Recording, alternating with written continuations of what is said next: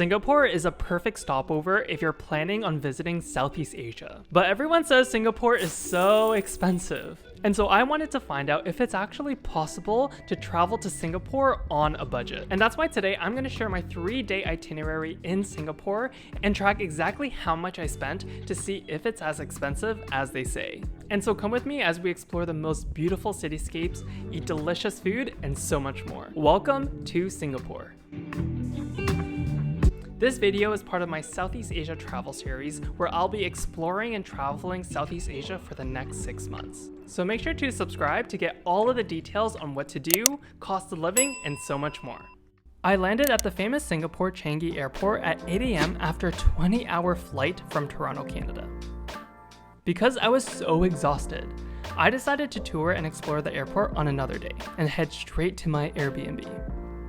But before leaving the airport, I'd recommend getting a tourist pass that gives you unlimited uses of almost all metro and buses in Singapore.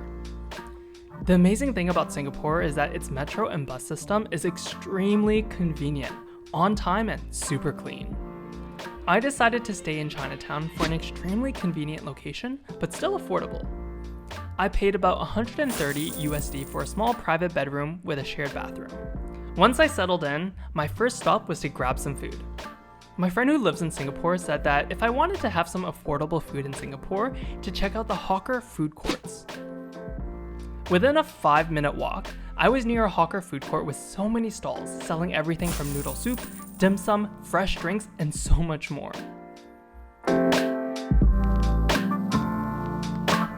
After exploring Chinatown, I went off to Marina Bay to meet up with some of my local friends living in Singapore. They're my business friends that I met online back in 2020, and they were so kind to take me around Singapore. We first went to Marina Bay and walked along the Bay Area, seeing the famous Apple Store, the Merlion Spout, Helix Bridge, the Art Science Museum, and the famous boat hotel in the Crazy Rich Asian movie. Next, we went to grab lunch at a local chicken restaurant, which is my friend Cheryl's favorite restaurant in Singapore. Chicken rice is Singapore's national dish, and it tastes a lot better than it sounds. We also got this delicious coffee pork, which was to die for, and some stir-fry veggies. Overall, 10 out of 10. On the second day in Singapore, I decided to explore a different part of town. I went to Charles Quay, which is another mall by the port. Honestly, there wasn't much to do here, but it's still nice to see on a beautiful day.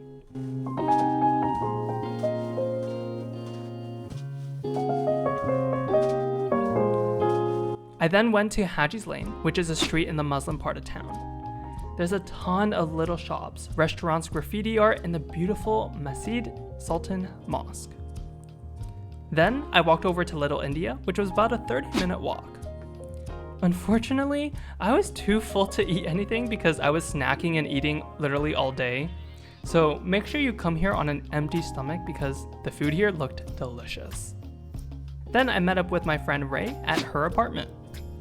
I met up at Ray's place because we wanted to record a few podcast episodes together. One on my podcast, the Personal with Money podcast, and one on her podcast, the Own Your Voice podcast. So if you want to check it out, make sure you subscribe so you're notified when I release a new video.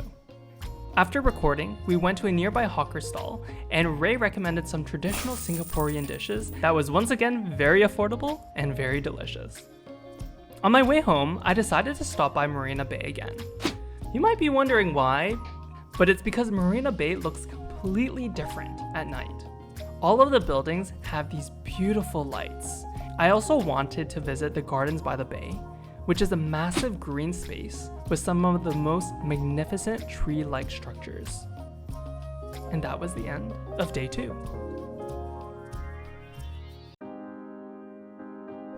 Today was my last day in Singapore, and I had a flight to Vietnam at around 1:00 p.m.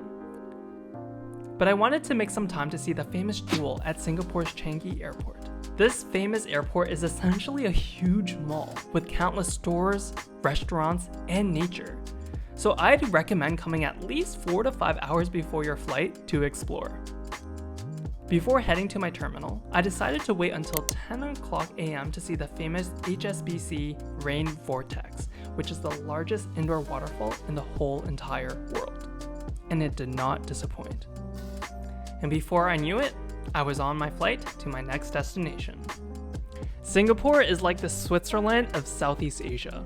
Everything is clean, organized, and beautiful. But is it as expensive as they say?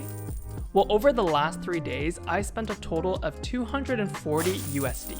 I honestly thought Singapore would be a lot more expensive. Although eating at regular dine-in restaurants can be quite expensive, if you eat at a hawker food court, you can get a delicious meal for only about 5 USD. There are also so many free things that you can do in Singapore that don't even require an entrance fee. Although I had a lot of fun in Singapore, I honestly wouldn't stay longer than 3 days because I got to see and do everything that I wanted to do in 3 days. And that's why Singapore is the perfect destination to visit on a 3-day itinerary to see the rest of Southeast Asia. And if you want to see similar videos like this for the rest of Southeast Asia, then make sure to like and subscribe.